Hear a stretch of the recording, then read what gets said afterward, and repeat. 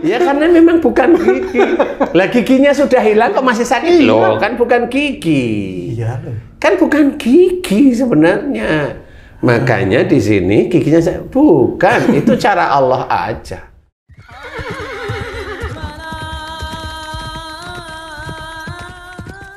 Bismillahirrahmanirrahim. Assalamualaikum warahmatullahi wabarakatuh. Waalaikumsalam warahmatullahi wabarakatuh.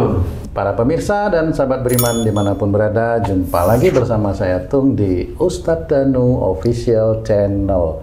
Semoga kita selalu dalam lindungan Allah Subhanahu wa Ta'ala. Amin ya Rabbal Alamin. Di video kali ini kita akan ngaji lagi bersama guru kita semua, Pak Ustadz Danu. Assalamualaikum warahmatullahi wabarakatuh. Amin. Dan saya juga sudah ditemani oleh dua orang sahabat saya yang hadir di sini, Bang Jainuddin. Assalamualaikum, Bang. Waalaikumsalam, Pak Tung. Amin. Dan juga ada Mas Eko. Assalamualaikum, Mas Eko. Waalaikumsalam warahmatullahi wabarakatuh. Amin. Alhamdulillah.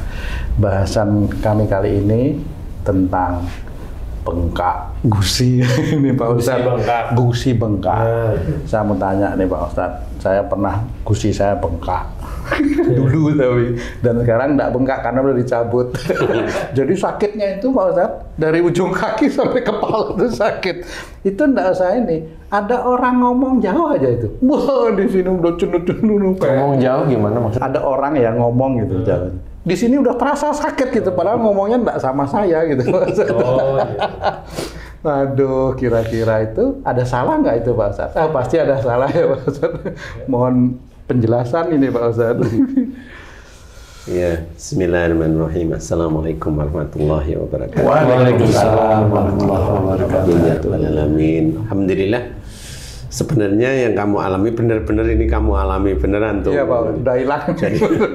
Jadi kalau ada orang ngomong itu keras dikit udah ikut sakit ya. Nah, sebenarnya gusi bengkak itu insya Allah itu adalah kemarahan hampir sama dengan yang lain-lain. Marah yang berhubungan dengan aktivitas. Berhubungan dengan aktivitas sehari-hari, jadi marahnya itu kenceng.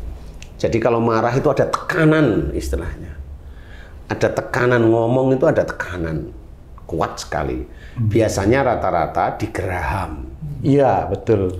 Rata-rata di geraham. Nah, apa fungsi geraham? Geraham itu fungsinya mengunyah. Jadi marahnya itu kenceng beneran. Jadi kalau ngomong marah itu gimana ya? Kamu kurang ajar itu tipis, tapi dasar kurang ajar. Nah, itu kan mantap gitu. Itu dikeluarkan atau di dalam? Ya bisa dikeluarin lah. Tapi kan kalimatnya nggak itu biasanya ya tuh ya. Kalau kurang ajar nggak, insya Allah ya. Otakmu kamu taruh mana? Nah, itu biasanya. Matamu kemana? Nah ini maaf ya. Ini gayanya Tung itu begitu saya hafalin. Dulu Pak Ustadz. Dulu berapa bulan yang lalu. Itu atas bawah sama ya Pak Ustadz ya? Ya sama lah. Karena dua-duanya udah dicabut. Kiri kanan juga sama aja ya? Hah? Kiri kanan juga sama aja ya? Iya sama aja lah. Ya walaupun kanan baik tapi ya sama aja. Intinya dekatkan pada Allah Ta'ala, istighfar. Kalau kita itu masih punya marah itu istighfar. Nanti kalau marah di sini sudah mulai hilang. Waktu ini ya, periode sekarang nih ya, marah nih sama siapa? Istighfar aja sendiri. Astagfirullahaladzim. Ampuni aku ya Allah jika aku masih marah dengan kondisi seperti ini. Dengan orang itu, astagfirullahaladzim, tenang, astagfirullahaladzim, tenang, astagfirullahaladzim. Nanti paling 3-7 kali ini tenang. Nah, setelah tenang, pujilah Allah. Subhanallah, walhamdulillah, wala ilaha illallah, wallahu akbar, wala khawla, wala quwata illa billahil aliyil azim. Itu yang harus kita lakukan. Karena apa? Yang bisa menjadikan kita nggak jadi marah itu hanya Allah. Yang bisa membolak-balikkan hati. Hati yang marah menjadi tidak marah, itu Allah. Tapi jangan membolak-balikkan hati dari baik menjadi tidak baik. Oh, itu Allah maha membolak-balikkan hati. Maksudmu apa? Ya dulunya saya sholat, sekarang enggak. Ini kan Allah aja. Lu gundulmu kan gitu. Nggak boleh. Allah itu tidak melakukan hal yang buruk. Jadi harus diingat itu ya. Membolak-balikkan hati itu dari tidak baik menjadi baik. Itu kuncinya. Tapi susah ya Ustadz ya. Jadi kayak istighfar seperti Ustadz tadi, kok dalam kondisi marah istighfar jadi gini, astagfirullah, malah gedem-gedem. Ya nggak apa-apa, kalau kamu gedem-gedem gini ya kamu ya minta aja sama Allah tanganmu hilang, jadi nggak bisa gedem-gedem. Pak Ustadz kok bisa itu? Bagaimana memanajemenkan marah itu? Kan Pak Ustadz itu juga jagoan ya. Ya sebenarnya bisa gitu, Pak Ustadz? Ya sebenarnya itu hanya dari Allah aja. Kalau mamanya, ya namanya mau bilang jagoan yang enggak juga. Kalau mamanya ada seorang yang memang dia itu bela dirinya jago, tapi memang dia tidak terpancing emosi, ya memang itulah orang yang memang dia mencoba memanage dirinya itu untuk dekat pada Allah Ta'ala. Makanya kayak mamanya Khabib itu kan jagoan. Iya. Mana dia berantem di jalan? Kan enggak. Kenapa dia selalu sebelum tanding dia bilang ini? Dia bilang la ilaha illallah. Selesai menang, dia langsung nunjuk lihat ke atas. Tidak ada Tuhan selain Allah. Itu normal, hal yang baik. Jadi kemenangan itu bukan dari hebatnya dia, bukan ya, sama seperti kita. Enggak. Kita marahin istri itu terus la ilaha illallah. Wah, ya nggak jadi marah jadinya ya. Tapi memang dicoba itu ya. Jadi bagi suami dan istri kalau memang pasangannya marah, ingat, lihat aja muka pasangan, la ilaha illallah. Masih marah nggak ya dia? Ya. Apa malah makin memuncak, Ustaz? Malah makin memuncak. Oh, itu dajjal berarti. Oh, iya. Kalau dia itu marah, la ilaha illallah, dia senyum, dia sadar nih orang-orang sebenarnya dia takwa, cuma lupa aja kan gitu ya. Jadi dia hanya ketempelan jin, bukan dajjal. Tapi kalau dibilang la ilaha illallah, kalau dia marah, itu dajjal. Ya jangan bilang dajjal, tambah semakin marah nanti. Gitu ya. Jadi intinya adalah bagaimana belajar untuk tidak gampang marah itu tetap harus belajar. Sama seperti dulu kita itu belum mengenal sholat waktu kecil-kecil itu, masih SD itu kan belum mengenal. Kita kan diajari baca terus, gerakan terus. Pada waktu praktek ya masih ada salah-salah, begitu-begitu aja. Tapi nanti kalau Allah sudah mengizinkan kita mampu, insya Allah lah kesalahan itu kecil lah. Walaupun ada kadang-kadang, tapi kadang itu hanya kebingungan kita dalam kondisi tertentu. Kadang-kadang saya nggak berani bilang salah, karena kondisinya orang menerima ujian kan beda-beda. Kalau mamanya kamu nih tiba-tiba keluar rumah langsung diacungin golok. Mana dompetmu? Tak bunuh. Itu kalau nggak punya nyali itu kan, ini lutut itu bisa gini sama ngompol. Nah, ya, itu dompet kamu kasih, itu dia pergi itu kamu masih gini. Mau sampai 15 menit itu masih bisa. Nah, itu sama. Jadi orang menerima ujian dari lingkungan itu jenisnya macam-macam. Jadi normal kalau dia menerima ujian macam-macam, kemudian sholatnya kurang khusyuk, ya menurut saya itu manusiawi biasa. Tapi belajarlah untuk di-manage sehingga mana ujian yang memang harus diselesaikan menurut syariat Islam yang baik, selesaikan. Jadi nggak perlu dengan marah. Berarti bukan gigi yang menyebabkannya, Pak Ustadz, karena ada senior saya nih, giginya udah hilang masih sakit. Sampai sarafnya Ini saya tanya, gunting seniorku siapa senior? Senior lah. Ya karena memang bukan gigi. Lah giginya sudah hilang kok masih sakit loh, kan bukan gigi. Iya. Kan bukan gigi sebenarnya. Makanya di sini giginya bukan, itu cara Allah aja. Seperti itu. Maunya itu itu. Makanya kalau gusimu bengkak dulu ya begitu cara marahmu. Kalau udah maaf ya, ini ya sedulur beriman ya, ini enggak, saya hanya menceritakan manusia normalnya itu barangkali seperti itu barangkali. Ya, kalau dia ringan tangan udah nggak punya ngomong, langsung buat gitu. Bet apa nih? Mukul. Udah selesai kan. Pakai sariawan sebenarnya. Itu nggak akan sariawan. Enggak, cuma stroke aja. Iya, orang-orang begitu tuh nanti itu gerak ya nanti ya stroke. Sama aja sebenarnya semuanya. Kalau enggak jantung koroner.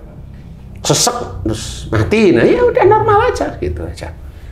Ya, masih muda sesek mati, itu berarti dia nyimpen marah sama orang tuanya, aslinya seperti itu. Insya Allah Allah itu tidak zalim kepada hambanya. Hambanya itulah dia berbuat zalim kepada dirinya sendiri.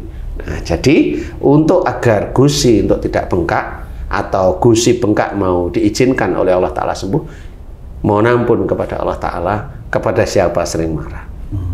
Yang marah itu dengan kayaknya kalau udah ngomong keluar itu udah enak gitu.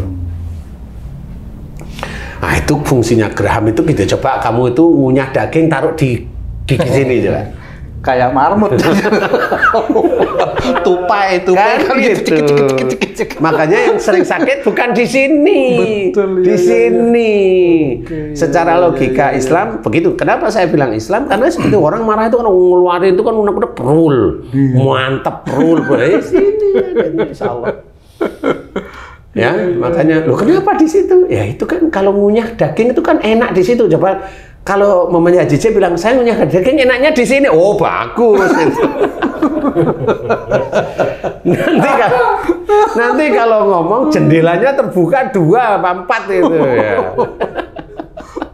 Seperti itu. Jadi belajarlah insya Allah untuk tidak gampang marah. Insya Allah seperti itu, karena kasus-kasus seperti itu banyak dialami dan alhamdulillah banyak diberi kesembuhan oleh Allah Ta'ala kalau dia sendiri kembali ke jalan Allah. Mohon ampun, mohon ampun. Kemudian kalau dia sering marah kemana? Ke istri, ya minta maaf setiap saat. Nah, di sini harus belajar seperti itu. Agar gusi ini tidak bengkak, tidak ini, belajar untuk tidak marah. Sewajarnya kalau jengkel itu ya senyum aja cukup lah.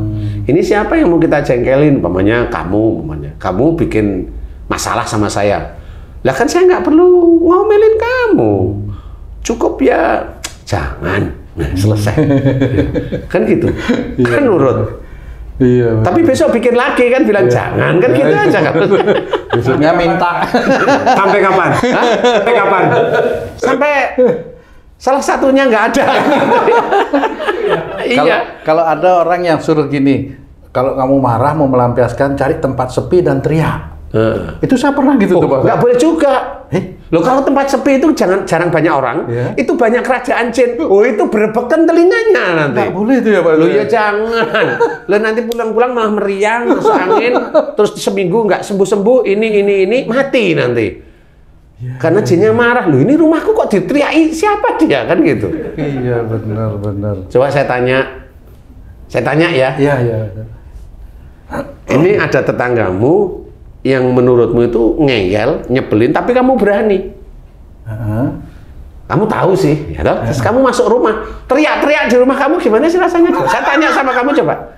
Iya lucu jadinya itu ya. Lah kok lucu? Marah jadinya. Marah. Coba kamu undul Oh, masuk iya. istana presiden. Coba. Nggak ada jadwal ketemu sama presiden. Coba. Iya. Emang kamu dibiarin sama? Nggak ditangkap. Nah, ya begitulah. Harus pakai logika di sini ini.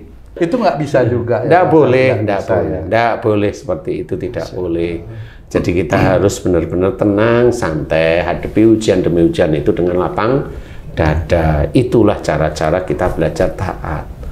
Makanya kenapa banyak orang Islam itu sakit? Ya karena memang tidak bisa memanage perilakunya sendiri, tidak bisa memanage nafsunya sendiri. Nah, itulah cara-cara yang baik mengelola amarah seperti itu. Jadi kalau bahasa Bantulnya itu angry management. Oh, angry ya. Bukan angry bird ya Pak. Angry management ya. Angry management. Manajemen Jadi, marah. Ya. Nah, itulah. Nah, cuma banyak manusia atau saudara kita Islam itu memang nggak paham. Karena memang jarang diajari oleh guru-gurunya seperti itu. Apa karena gurunya nggak tahu atau Walau alam. nggak diajari juga sama gurunya lagi gitu nanti Pak? Ya walau alam Iya, yang ngerti ya di situ ya. Karena memang namanya belajar kan banyak ya. Jadi kalau memang Rasulullah itu sudah bicara jangan marah bagimu surga, ikutin aja. Kalau Allah itu bilang maafkan dia, ikutin. Kalau Allah bilang doakan kesalahan dan dosa mereka kepada Allah, ikutin cara-cara Allah. Kan seperti itu cara-cara yang baik. Kenapa harus harus marah, teriak, mukul ini itu, padahal maafkan aja, selesai. Maafkan aja. Jika umpamanya istrimu salah kan ya udah maafin aja kan gitu. Kayaknya enggak pernah salah. Kok jadi bolak-balik ini nanti? Kan ini kan ngajarin ya. Jadi intinya harus seperti itu, belajar. Kemudian kalau sakit, mohon ampun kepada Allah Ta'ala, serius. Ya Allah, jika gusi saya ini bengkak, insya Allah disebabkan kalau saya marah, kalau nggak mengeluarkan unek-unek saya nggak puas. Ya Allah, jika itu dosa di hadapanmu, ampuni dosa-dosaku. Astaghfirullahaladzim. Tenang. Sampai hati, astaghfirullahaladzim. Benar, kita mohon ampun agar kita ingat besok itu nggak gampang marah. Insya Allah gitu. Kalau mau marah, malu. Kan gitu. Kalau orang Muslim kan gitu, kalau mau marah malu dia, malu sama siapapun, malu sama diri sendiri juga ya. Ngomong jangan emosional tapi masih marah kan lucu jadinya ya. Insya Allah seperti itu, belajar dan belajar. Wallahu a'lam. Alhamdulillah, terima kasih banyak Pak Ustadz penjelasannya. Para pemirsa dan sahabat beriman dimanapun berada, demikian tadi penjelasan dari guru kita tentang bengkak di gusi ya. Mudah-mudahan tayangan kami kali ini bisa bermanfaat untuk meningkatkan keimanan dan ketakwaan kita kepada Allah Subhanahu wa Ta'ala. Amin. Amin ya rabbal alamin. Sampai jumpa di video kami yang lain. Wassalamualaikum warahmatullahi wabarakatuh. Waalaikumsalam warahmatullahi wabarakatuh. Alhamdulillah.